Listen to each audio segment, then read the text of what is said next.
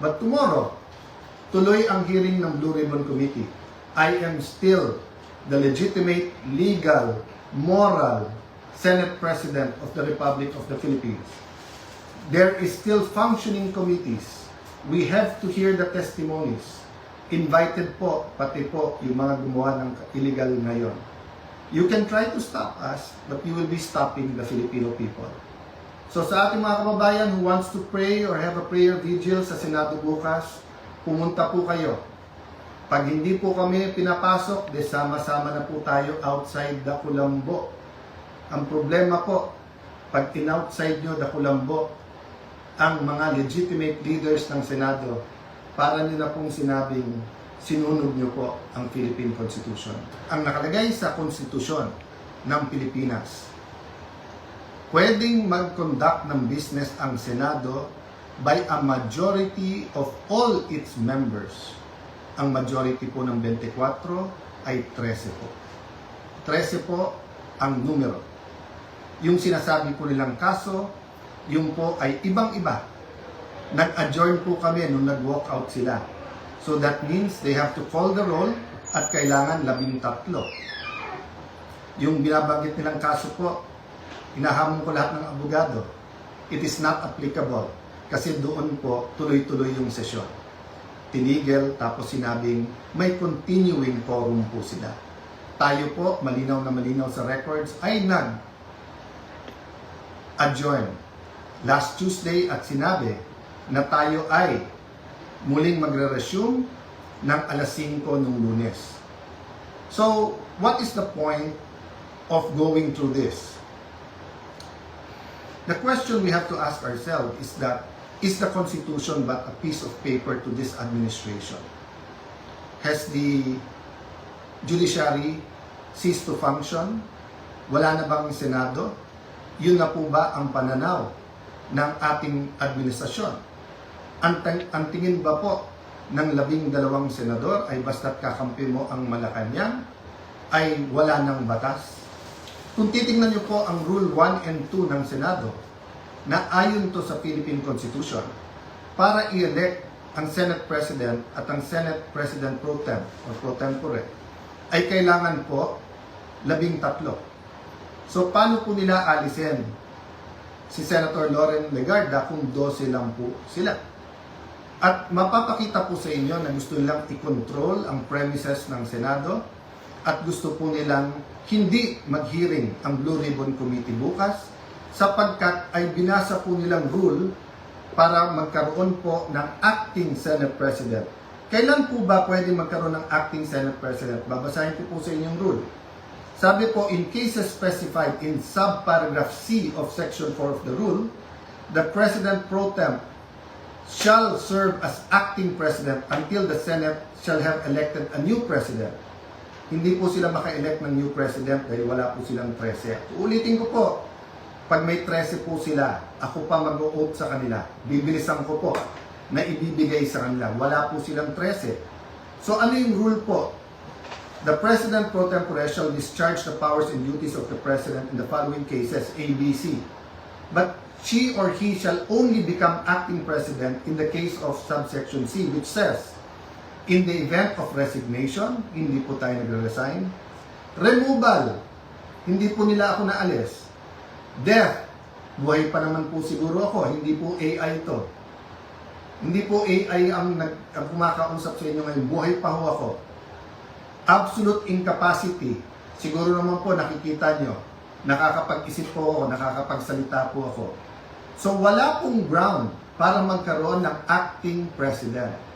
This is an illegal coup d'etat na may kasamang pagbabasura ng ating konstitusyon. I warned everyone about this from day one.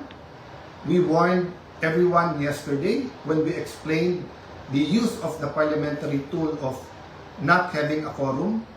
And kaninang tanghali, habang kausap ko po si Senator Marcoleta, I asked everyone, please pray. Kasi at that time, balita po namin na nag-step up sila sa pagsasabing wala na yung kaso nyo, sumama lang kayo or pumunta lang kayo ng session hall.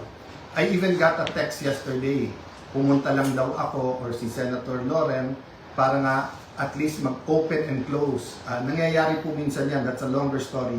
Pero naramdaman ko na po kahapon na baka may isang dumating, so 12 plus 1 equals 13.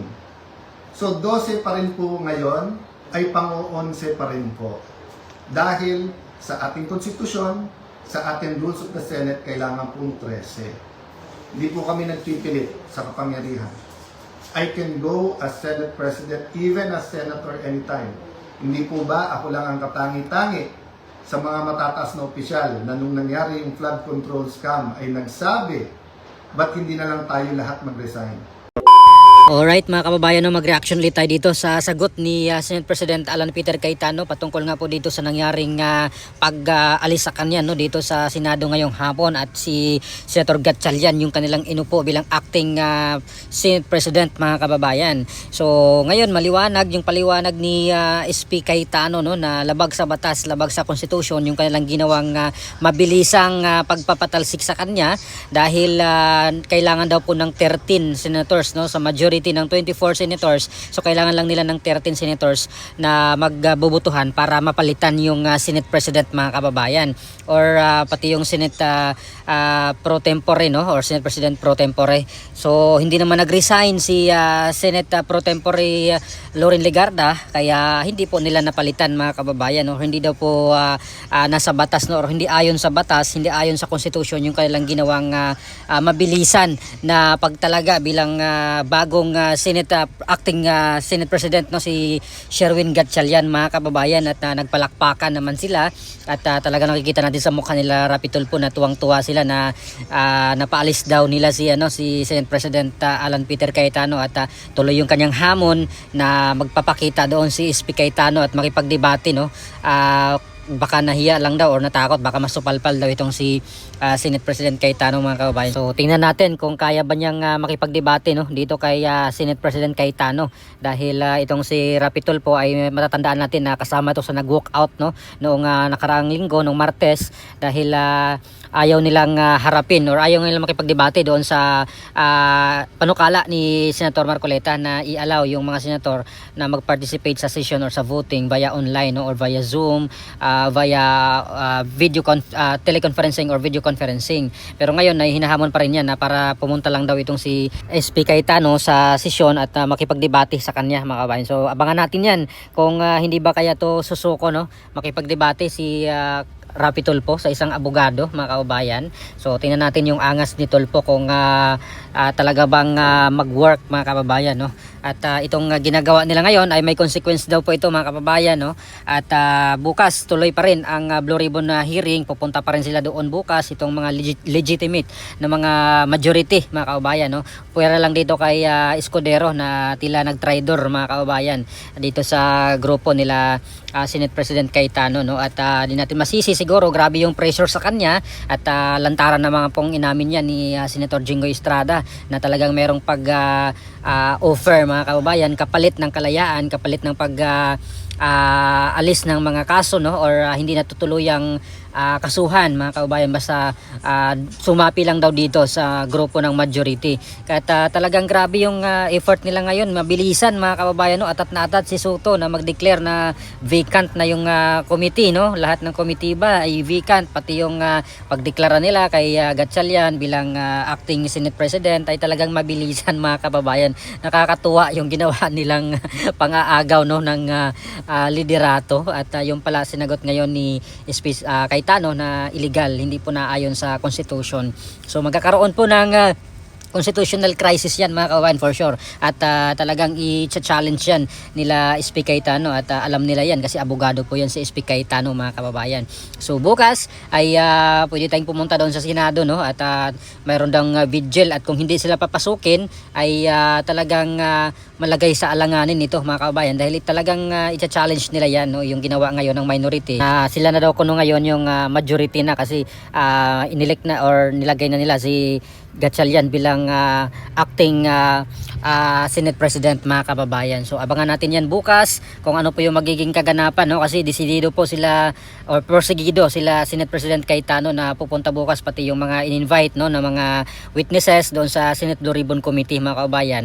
At abangan natin kung baka papasukin sila or hindi, at malalaman natin yan bukas, mga kababayan. Pero tuloy pa rin daw yan, sabi ni SP Cayetano, no? At kung sakaling hindi matuloy ay meron naman po silang remedy dyan, mga kababayan. Alam naman po nila yung gagawin nila, mga abogado naman po yan, pati si SP Cayetano abogado po, so he's speaking as a lawyer, mga kababayan, at Senate President. So doon sa kabila ay meron silang dalawang abogado, mga kababayan, na kasama, kasi si Escudero ay tumiwalag na sa majority, no? So si Escudero at si Pangilinan, no, dalawa na yung abogado nila doon, mga kababayan. At isa pang bagay dito, mga kababayan, kasi nga ay ongoing na yung proceedings, no, ng impeachment laban kay VP Sara, at si Gatchalian yung kanilang iniluklok bilang Senate President or acting Senate President, at siya yung mag-preside, no, sa impeachment trial, mga kababayan. So nakakalungkot na yung talagang inilagay nila dyan ay hindi abogado, mga kababayan. At sabi nga ni SP Cayetano ay baka posibleng maantala na naman yung schedule, no, ng trial,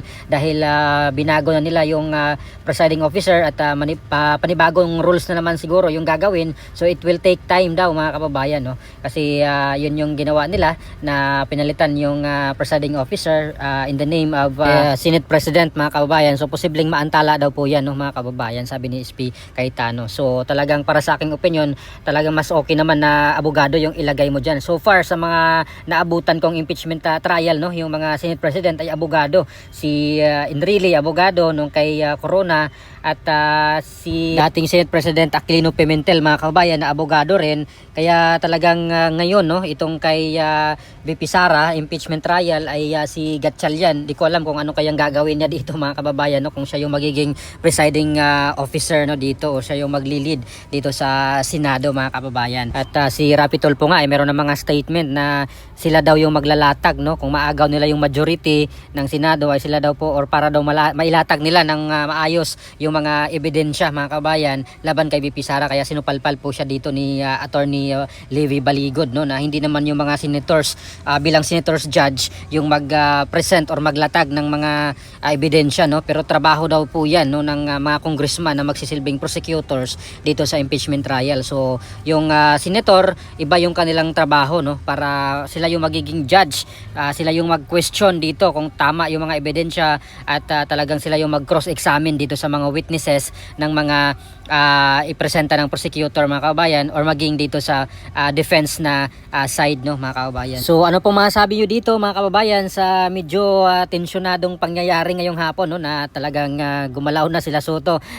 Sila na po yung nagdeklara doon or nagluklok kay Gatchalian bilang bagong Senate President or acting Senate President, no, mga kababayan. At itong sagot ni SP Cayetano na sila pa rin yung legit, no, kasi hindi naman po naayon sa batas. Kailangan po nila ng 13 na senators para mapalitan yung Senate President at yung Senate President pro tempore, no. Pero 12 lang sila ay hindi daw po yun tama, no, mga kababayan. Kaya meron po siyang babala dito kay Senator Sherwin Gatchalian, no, na mag-iingat dito sa kailang mga ginagawa ngayon na hindi po naayon sa Constitution or labag sa Constitution itong ginagawa nilang pang-aagaw ngayon ng liderato, mga kababayan.